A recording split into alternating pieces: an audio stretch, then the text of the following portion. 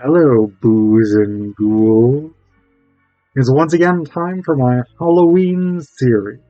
This year for 2022, I am going nostalgic, at least for the people of my generation who grew up primarily in the 90s. I'm going with R.L. Stine's Goosebumps books. Now, for people of my generation, going to the Scholastic Book Fair, that was a huge deal, and Goosebumps was one of the top series.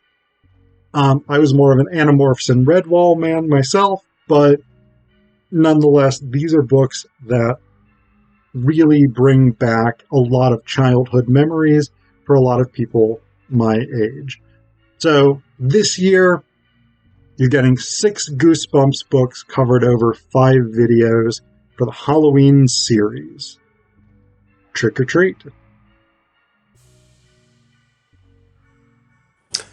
So in this video, we're going to talk about R.L. Stine's Goosebumps book, The Curse of the Mummy's Tomb. Now, I am spectacularly bad at maths, so I actually miscounted the number of Sundays in October 2022, because what I do is I put up one Halloween video every Sunday, plus a bonus video on October 31st. So originally, the October 31st bonus video was going to be a double feature, The Curse of the Mummy's Tomb and Return of the Mummy. But because I miscounted, the double feature is getting split into 2 single features, one of which will be going up today from your perspective, the final Sunday of the month, and then Return of the Mummy's Tomb will go up tomorrow, October 31st, Halloween itself. So, Curse of the Mummy's Tomb is a really interesting one. I actually like this one quite a bit. We follow Gabe, who is an Egyptian American. He has gone with his family to Egypt. His mom and dad are there on business, but he's really interested in Egyptology, and so, fortunately, is his uncle, can't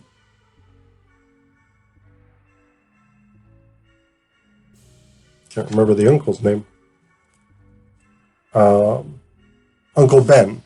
Sorry. So, Uncle Ben is working on a new discovery in the Great Pyramid at Giza. It's a new chamber that has just been discovered, never been unearthed before. So, when Gabe's parents need to go back to Alexandria for business, Gabe convinces them to let him stay in Cairo to basically be looked after by his uncle and his cousin Sari. They do some actual Egyptological work. Like, one of the things I find fairly interesting about The Curse of the Mummy's Tomb, it had the potential to be really, really culturally insensitive, and to paint a very, very basic picture of what life was like in ancient Egypt. But it actually does a pretty good job teaching readers some things about the Great Pyramid, about ancient Egypt, ancient Egyptian social structures, about the mummification process, etc., etc. So Stine has really done a pretty good job here at giving us a kind of educational experience to go along with the entertainment of the story. One of the problems with the book is that it plays into the Oriental villain trope, which is a very classic and very problematic stereotypical trope, because the actual villain of the piece, as much as there's this image of a mummy reincarnated, or revived, I guess is maybe a better word for it. As much as the idea is that mummies will be the source of terror, it's actually not. There's a student observer of Uncle Ben's work named Ahmed, and Ahmed becomes the actual sort of villain, the actual terror of the book. He warns Uncle Ben not to investigate this chamber. Then he attempts to kidnap Gabe and Sari in an attempt to scare them off, to scare Uncle Ben off from pursuing the investigation further. He does something to two of Uncle Ben's workers. It's not 100% clear. Ahmed basically says something to the effect of he showed them what it would be like to be burned alive, but it's not really clear exactly how he does that. So Ahmed is really sort of the source of fear. He's this mysterious, threatening villain whose motives are unknown, etc., for much of the book. Later on, as we get toward the end of the book, Gabe, Ben, and Sari go back into the pyramid, and one of the big issues in both of these books, both Curse of the Mummy's Tomb and Return of the Mummy, is the threat of getting lost in the pyramid. Gabe does this in spectacular fashion when he leans against a wall, it crumbles, he falls through it into a chamber below. This is a recurring trope, actually, in these two books, Gabe falling through walls. So he falls through into this chamber, which is filled with mummies. Just mummies standing around. Not like properly buried mummies. Sorry, I have a cold and it's really just, I can't think very well. So I apologize if this video is not as insightful as some of the others. But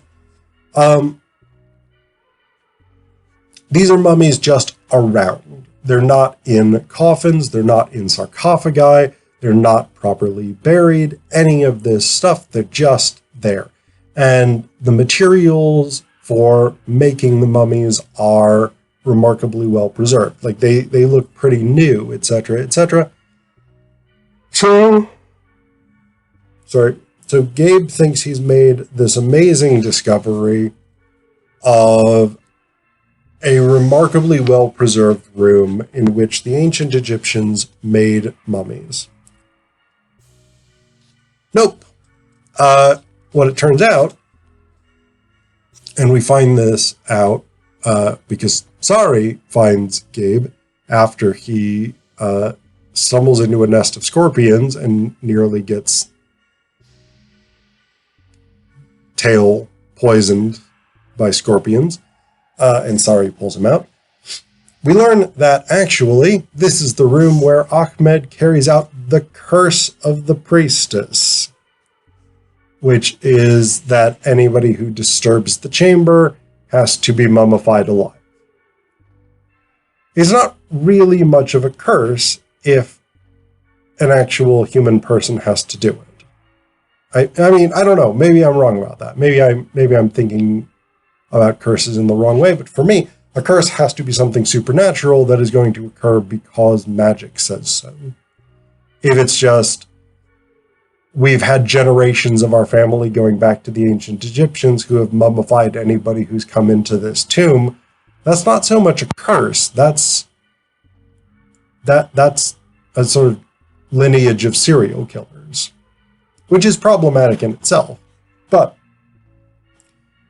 basically, this is what's going on. Ahmed is going to mummify them alive for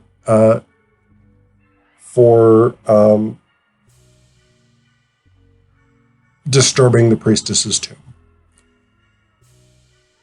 Gabe, Sari, and Uncle Ben, who shows up a little bit later, are clearly not pleased with this. So they attempt to fight back. Largely unsuccessful. They attempt to escape, largely unsuccessful. Ahmed has them basically cornered. Sorry. When Gabe takes out this good luck charm that he carries in both books, it's a small mummified hand, which is supposed to be called the Summoner. The Summoner, according to the guy who sold it to Gabe at a garage sale, is supposed to have the power to call evil spirits to do the bidding of the person who holds it.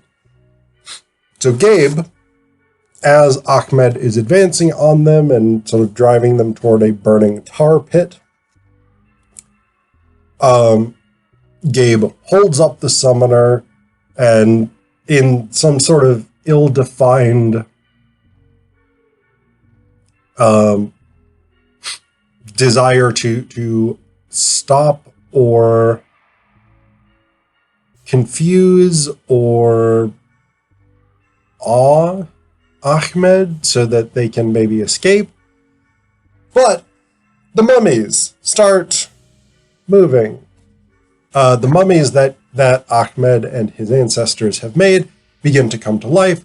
They come after Ahmed, and they sort of hold him over the burning tar pit, but it seems like he's not too severely injured because he manages to run out and escape. But basically that's sort of the interesting end bit about it, is like the mummies coming to life, which is normally the source of horror, normally the threat to the protagonists, here becomes the thing that saves them from a human agent.